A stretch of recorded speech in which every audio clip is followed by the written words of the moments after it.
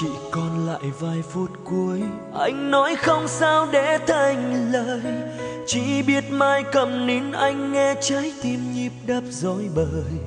Từng giọt lệ cứ mãi tuôn rơi vì một người xa tôi. Ra đi chắc có lẽ là sẽ mãi mãi không quay trở lại. Lạnh lùng nhìn người quay bước, vui với ai để quên nơi này.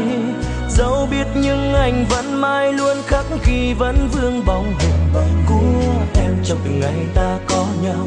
Thế gian ân tình sao thay đổi màu, người đành lòng vô tâm lãng quên đi tình ấy. Tháng năm đã qua anh yêu em nhiều còn hơn là chính cả bản thân. Để em bước ra đi rồi anh vẫn còn ngồi thầm khóc cho số phận. Vỡ tan giấc mơ yêu thương ngày nào, giờ chỉ còn lại những kỷ niệm không vui. Kỷ niệm quá đau buồn quá, khi yêu thương giờ đã phai nhòa. Giá như chúng ta chưa từng bao giờ gặp mặt thì phải đâu tốt hơn. Để cho đến nay yêu thương đã phai nhạt màu thì người quay mặt trắng màn. Vỡ tan giấc mơ yêu thương ngày nào, giờ chỉ còn lại những kỷ niệm không vui. Kỷ niệm quá đau buồn quá, khi anh mất đi người anh yêu.